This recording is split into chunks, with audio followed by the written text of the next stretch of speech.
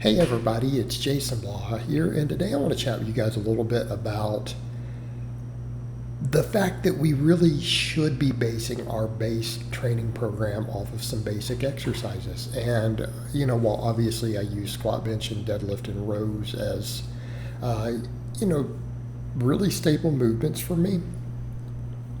Not saying you have to go with those, but it is a good idea to use big barbell movements. Now, am I saying barbells are the only thing that we need? No, of course not. That would be ridiculous. Again, given all the variety of tools we have available, to say that we should only use one tool, no, I'm not stating that at all.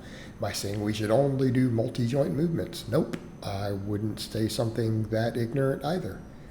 What I'm saying is we need some staple foundational movements. If we are trying to get big and strong, which is what most of us are doing now, people will say, well, a competitive bodybuilder, well, that's also an asinine argument because just my YouTube channel has over 100,000 followers.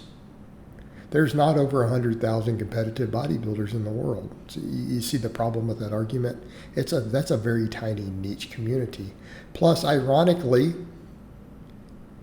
the majority of the number one bodybuilders of any given day, any given year, you can look at the Mr. Olympia, all still had a foundational barbell movement. So that doesn't work. Like, that argument actually is in my favor, right? It's in my favor. But barbells really do make sense for a lot of our foundational work. And I would say, maybe to some extent, even some body weight movements, right? There's definitely, particularly weighted body weight movements. A lot of those can bring a lot to the table. Yeah. Again, these are efficient exercises.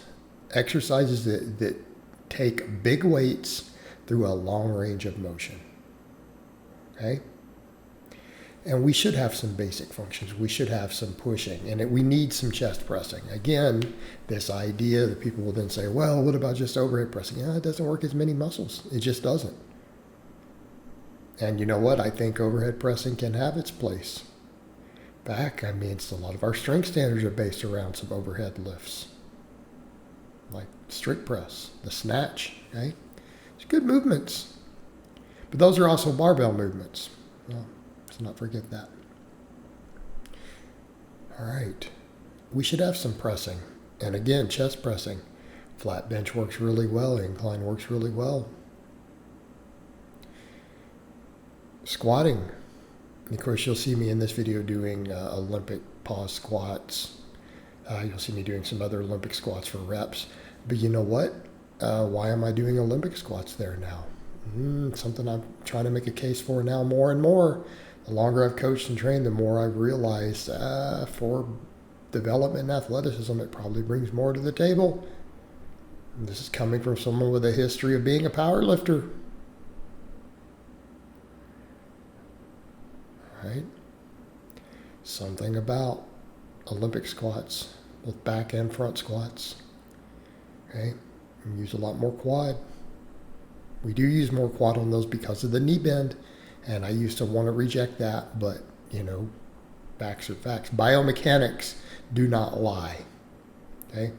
You've just got to look at human biomechanics. It is the truth. Because you know what? We're going to do other posterior chain stuff. Doesn't matter that a different type of squat uses a little more posterior chain if we get less quad out of it. Quad is the biggest muscle in the body.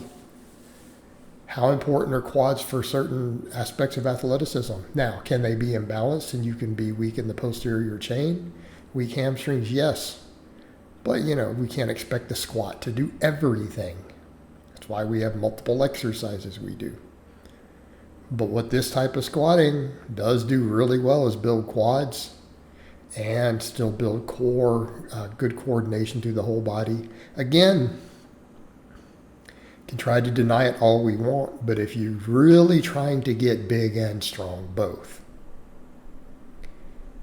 a barbell squat and a deep full range of motion barbell squat is a real good idea. Am I saying you have to do it? No, but it's a real good idea.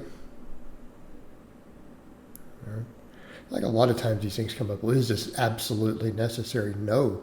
A lot of things are not absolutely necessary, but they'll make reaching your goals a lot easier. All right? You don't have to do them. You also don't have to progress as effectively as you would like towards your goals either, do you? Right? Do whatever you want, guys. Doesn't affect me. Unless you're one of my clients and my name is on your results. Then it affects me. Then you're going to do this stuff. All right.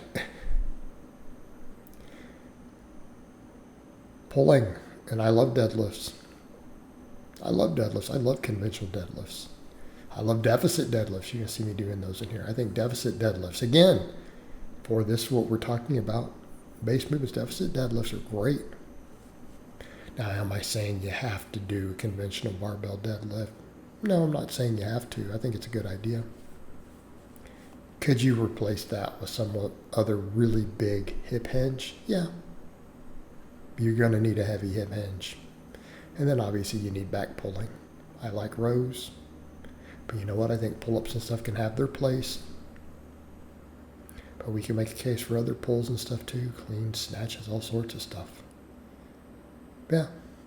It's what we need. You need some foundational movements. Okay?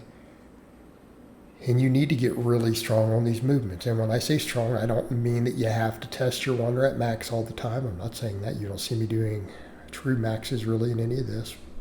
Right? I think the lowest rep set I did in here was 5 on the bench. You know. Okay. Definitely not doing low reps on that incline. No. But you should get strong at them. All right? How about get really strong with your 5 rep sets? Get really strong as your 10 rep sets.